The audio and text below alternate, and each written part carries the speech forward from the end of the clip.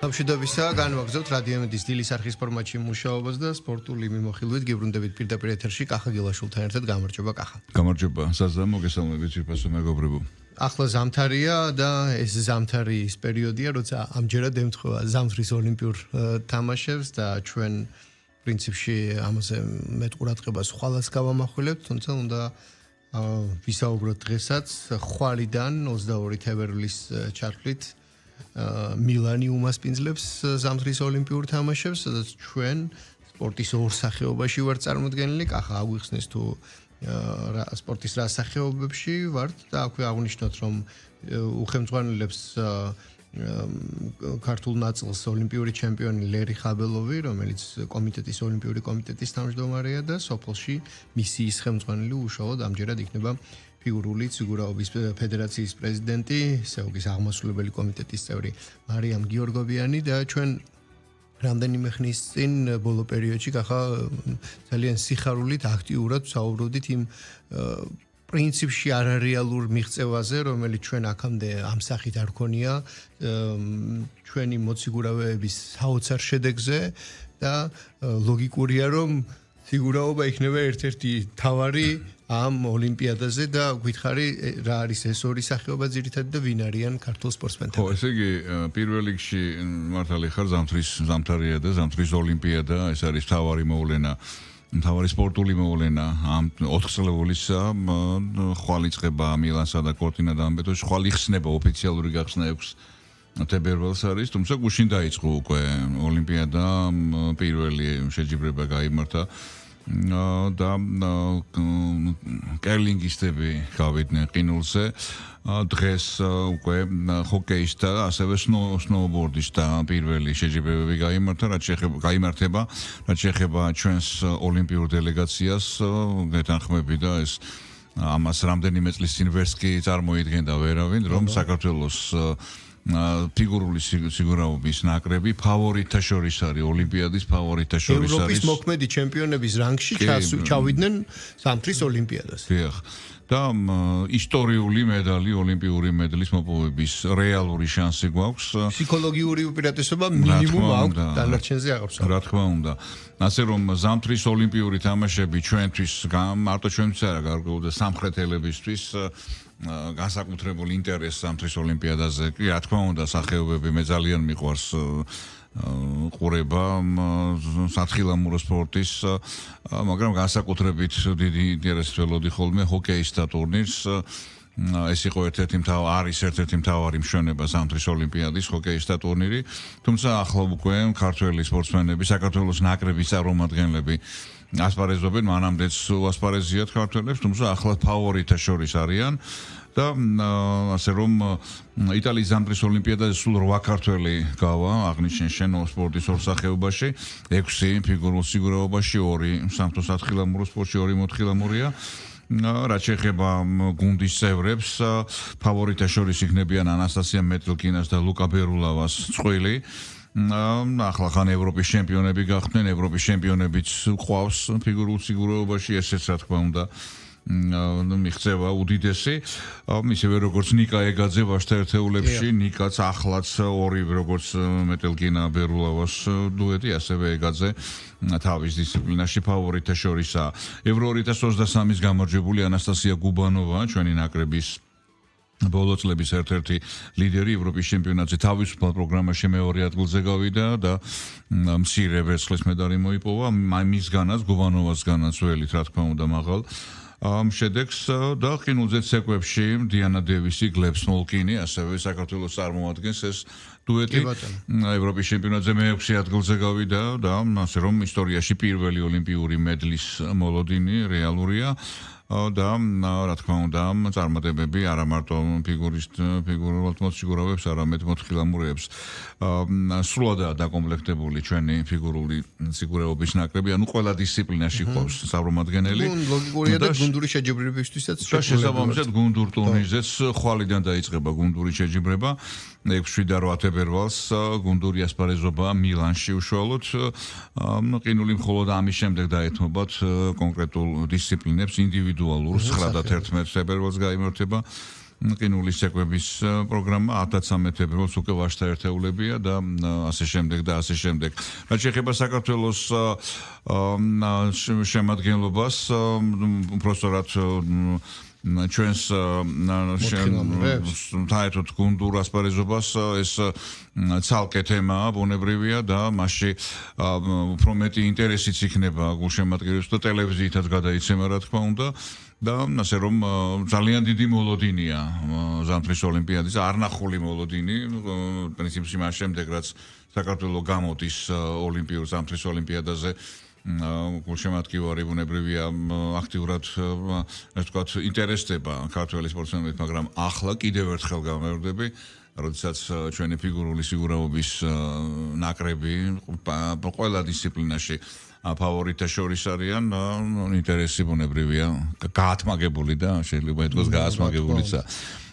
გასაგებია რომ ამჯერად თან ფიგურული სიგურაობის მიმართულებისგან განსხვავებით სამთო სათხილამუროში 2 მონაწილე გვეყოლება, სულ ესეც უნდა ვთქვათ რა თქმა უნდა. ნინო ციკლაური და ლუკა ბუჩუკური, აქით 2, იქით ბევრად მეტი და შანსი იმისა რომ მით უმეტეს ევროპის ჩემპიონატში ინდივიდუალურში და წყვილში გამარჯვების შემდეგ ფსიქოლოგიური უპირატესობით ზამთრის ოლიმპიურ სახეობაშიც მაღალი სინჯის ოქროს მივაღწიოთ, ეგ ეს ჩვენთვის კარგი შედეგი იქნება, იმიტომ რომ შენ აღნიშნე სამხრეთული ქვეყნებისთვის ზოგადად ზამთრის სპორტის სახეობები კი საინტერესოა, მაგრამ თლად ისე გასაგებია ბუნებრივად ძლიერები შეიძლება ვერ ვიყოთ, როგორც ეს ჩრდილოური ქვეყნებისთვის დამახასიათებელია, მაგრამ სხვა მიმართულებებში ზაფხულის ოლიმპიურ თამაშებზე მაგალითად სხვა უპირატესობებიც არსებობს, თუმცა ასევე მინდა აღვნიშნო ნინო ციკლაური, ჩვენი მოთხილამური, რომელიც მეხუთე ოლიმპიურ თამაშებზე მიიღებს ძალიან გამოცდილია, რა თქმა უნდა.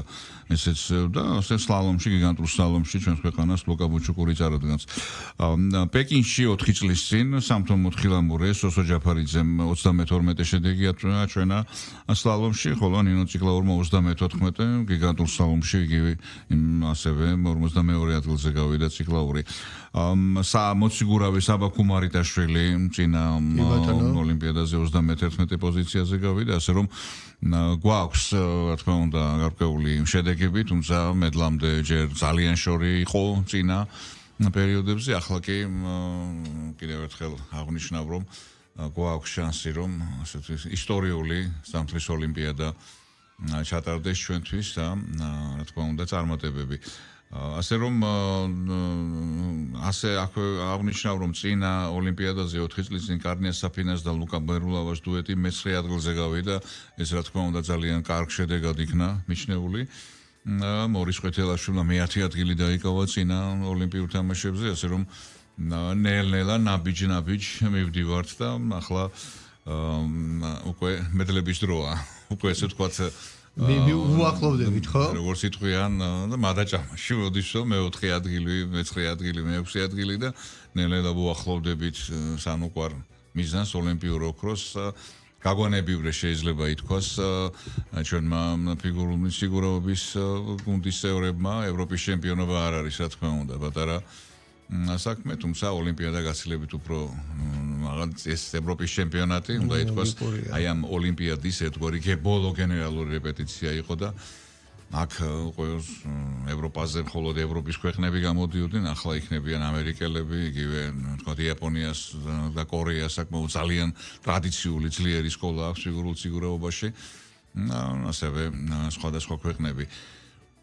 მოკლედ წარმატებები უსურვოთ, ხვალაც რა თქმა უნდა გამოვეხმაურებით ამ თემას და ახლა ალბათ სატრანსფერო შედეგებზე უნდა ვისაუბროთ, იმიტომ რომ გვაქვს გარკვეული და საგრძნობი აქტივობები ამ მხრივ ჩვენ საფეხბურთო სატრანსფერო ზამთრის ბაზარზე და შემდეგ უკვე გამოვეხმაუროთ იუბილეებს, იმიტომ რომ დღეს ფეხბურთის სამყაროში ხო, ორი განსაკუთრებული ადამიანის დაბადების დღეა, ერთი საერთოდ. ორივეს თავისი ადგილი აქვს და სხვა განზომილება. ეპოქა შექმნა ორივემ. თავსახად ორივემ ეპოქა შექმნა, კი.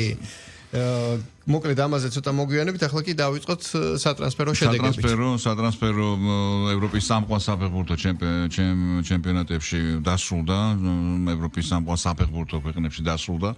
ორი დღის წინ სატრანსფერო ზამთრის სატრანსფერო ფანჯარა დაიხურა და როგორც წესი სეზონის შორის პერიოდში აი ზამთარში ხმამაღალ ტრანსფერებს ძვირფას ტრანსფერებს ერიდებიან კლუბები არის თითო როლა გამონაკლისები და ერთ-ერთი გამონაკლისი შარშან ხვიჩა კვარაცხელიას ტრანსფერი იყო პარი სენ-ჟერმენში კოლოსალურ თანხად შეფასებული, იმიტომ რომ ახლა რეალურია მიზეზიც რომ ელემენტარულად ახალ კლუბში, ახალ ჩემპიონატში ადაპტაციას ვერ ასწრებენ ფეხბურთელები ისე სწრაფად რომ თქვათ უკვე სრულფასოვნად მოერგონ კლუბს და თუ იმ კლუბს და გახდნენ თქვათ ამ გუნდის გაამართლონ ის მათზე გაცემული ავანსები. რაც შეეხება ქართველ ფეხბურთელებს, გვაქვს რამდენიმე საინტერესო ტრანსფერი, იგივე თქვათ გიორგი ქვილითაია ფრანგულ მეტში გადავიდა, ეს რა თქმა უნდა დიდი გამოწვევაა ქართველი ფეხბურთელისთვის,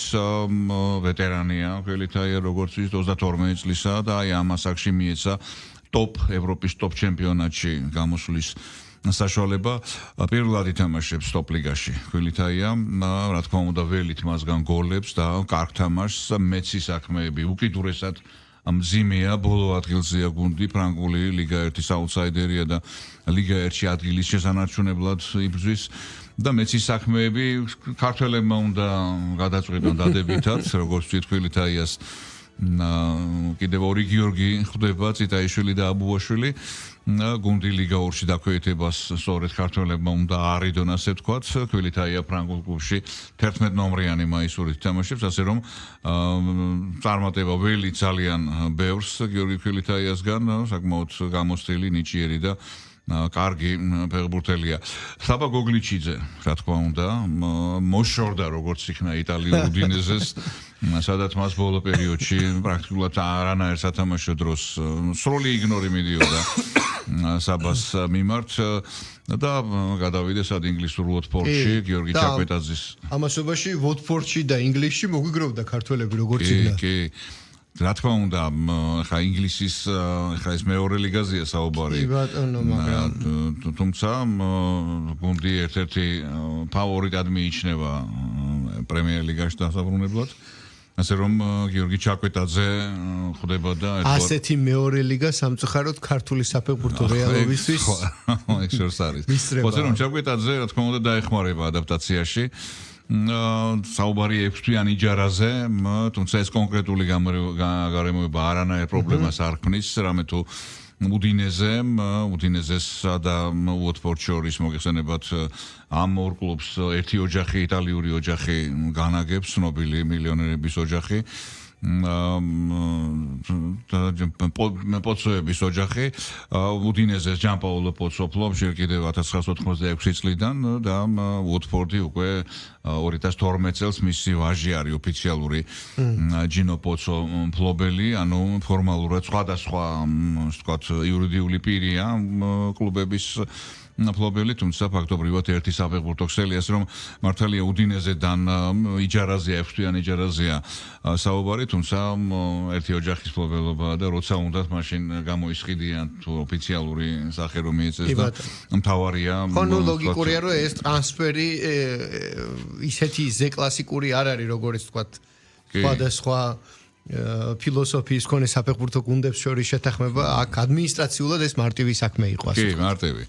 ხო, ასე რომ მისასალმებელია გოგლიჩის გადასვლა აი ამ გუნდში, ვოტფორდში, საქართველოს ნაკრებს როგორც დაცვაში საკმაოდ არ უხინს და მონებრივია ჩვენ გვჭირდება აუცილებლად. კი, დაცვის ცენტრი ჩვენთვის პრობლემატური ერთ-ერთი გამოკვეთილად პრობლემატური საკითხია ეროვნული ნაკრების და გოგლიჩის თამაში ხშირი პრაქტიკა ბუნებრივია პირველ რიგში ეროვნულ ნაკრებს წაადგება. კიდევ ერთი ქართული ტრანსფერი მინდა აღვნიშნო ესპანურ რასინგში, სანტანდერის რასინგში, რანგით მეორე ლიგა, ესეც ლა ლიგა 2, გიორგი გულიაშვილი ბოსნიური სარაევოდან გადავიდა.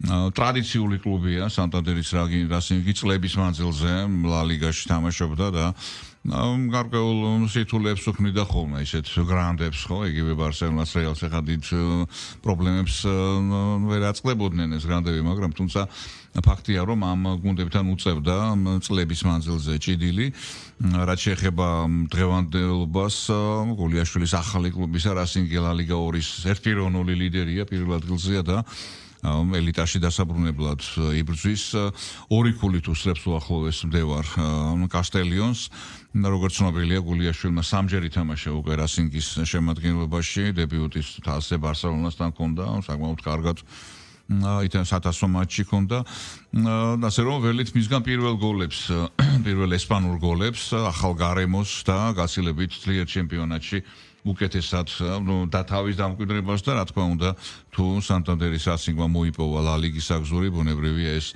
მისი დამსახურებაც იქნება გარკვეულწილად და ახალი სეზონიდან ელიტაში თამაში ესპანეთის ეროვნულ ჩემპიონატში ეს ძალიან დიდი მიღწევა იქნება როგორც თავად ფეხბურთელებს ასევე ზოგადად ქართული ფეხბურთისთვის.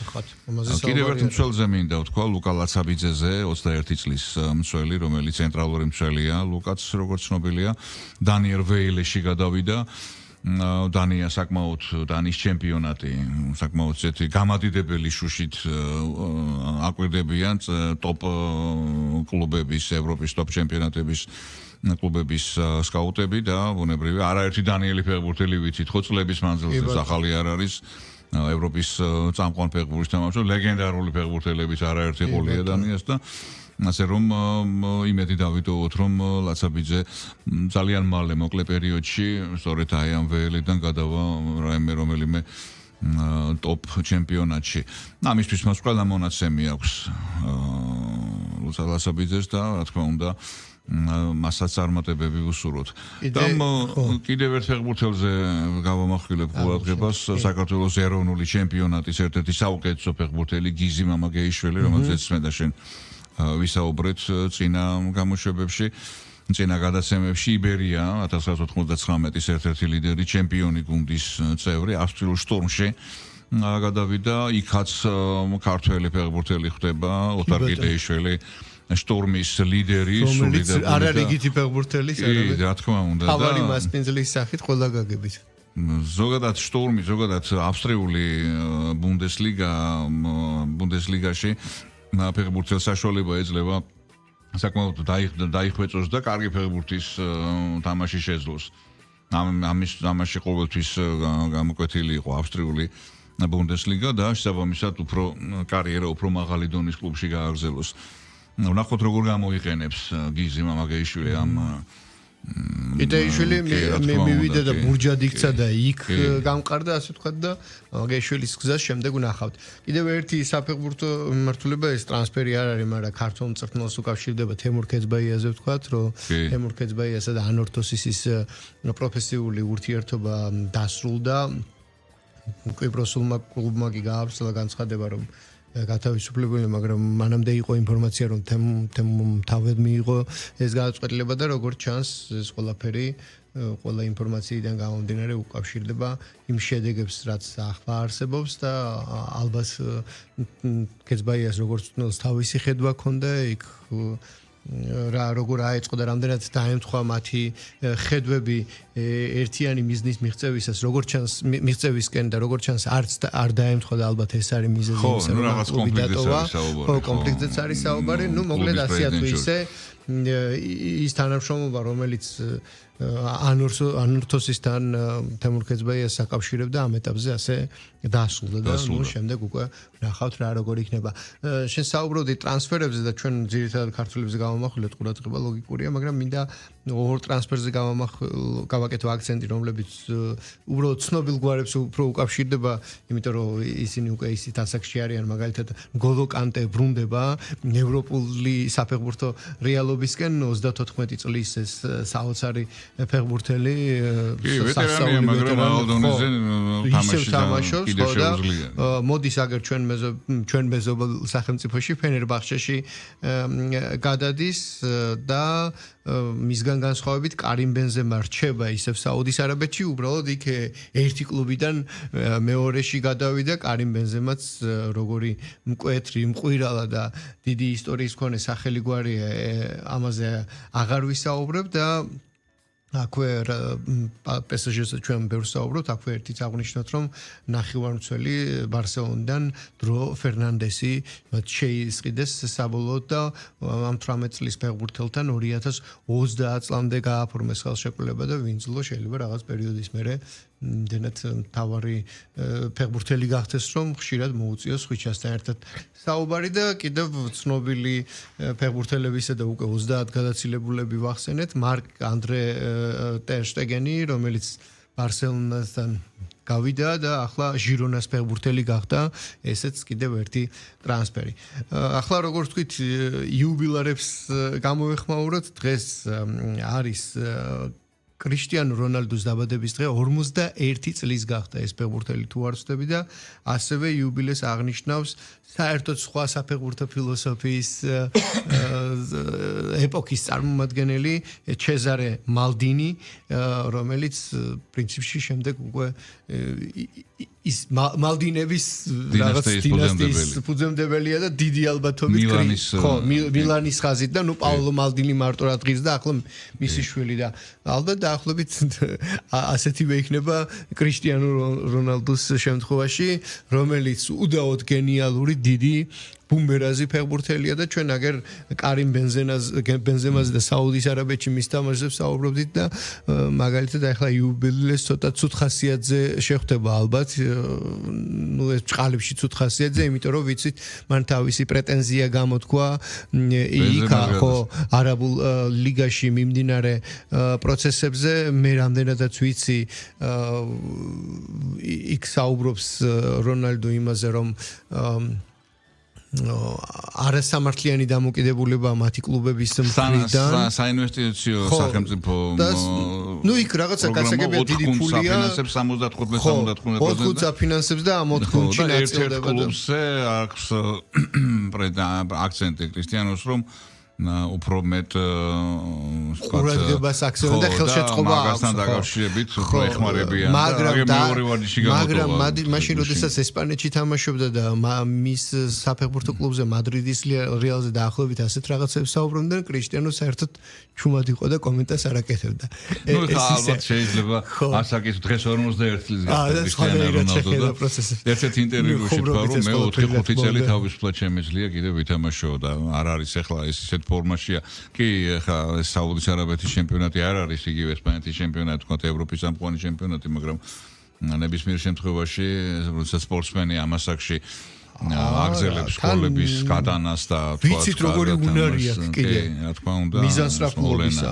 რაც შეეხება ჩეზარე მალდინის ლეგენდა. სანამ ჩეზარეზე გადავალთ, ბოდიში ესეც მინდა აღვნიშნო, ძალიან დიდი მონდომებით ეს კაცი ემზადება მსოფლიო ჩემპიონატისთვის. სასწაული მოლოდინით და მე რაც ვნახე, რაღაცა თანხა იყო, არ მინდა შემეშალოს, კონკრეტული დიდი თანხაა გამოყოფილი იმისთვის, რომ მთელი დღის განმავლობაში რაც არ უნდა საქმეები ქონდეს, პროცედურებს იტარებდეს იმისთვის, რომ უჯრედოვან დონეზე შეინარჩუნოს, გენერირება სადაც ვერ მოხერხდება, იქ რაც მოხერხდება, ის შეინარჩუნოს და კვება, ვარჯიში, აუზი, ფიტნესი, ყველა დიდი სპორტსმენი, დიდი ფეხბურთელი, დიდი სპორტსმენი. ხო და აქვს იმის რესურსის, რომ დახარჯოს. რეჟიმში იცხოვრო ადამიანმა. ნუ ემზადება ისაბი და ისეთ მემებს ხედავ და ისეთ შეფასებებს რაღაც ეჭვი, მაგრამ ამ ჩემპიონატზე მესის მერე ეს აი ამ პორტუგალია აწევს თას, არ ვიცი, ნუ ბევრი ასე წინასწარმეტყველებს არ ვიცი რა იქნება და ჩეზარე მალდინიზეც აუცილებლად უნდა აღვნიშნოთ ადამიანი, რომელიც თბილისშიც არის ნამყოფი, თბილისშიც იტალიის ნაკრების მწერლობის პერიოდში, სწორედ მისი თაოსნობით თამაშა იტალია 1998 წლის 98-ში. ხო, მსოფლიო ჩემპიონატზე რობერტო ბაჯოს ბოლო მსოფლიო ჩემპიონატი იყო გვახსოვს საფრანგეთთან. ტრაგიკული ისეთი სიტყვა, მაგრამ ნუ პენალტების სერია. დრამატული ვთქვა. ხო, საერთოდ ფეხბურთელის დიდი ფეხბურთელი იყო, რა თქმა უნდა, ჩეზარე მილანის კაპიტანი, სწორედ მისი კაპიტნობის დროს მოიგო მილანმა პირველი ჩემპიონთა ლიგა, ჩემპიონთა თასი ლისაბონის ბენფიკასთან.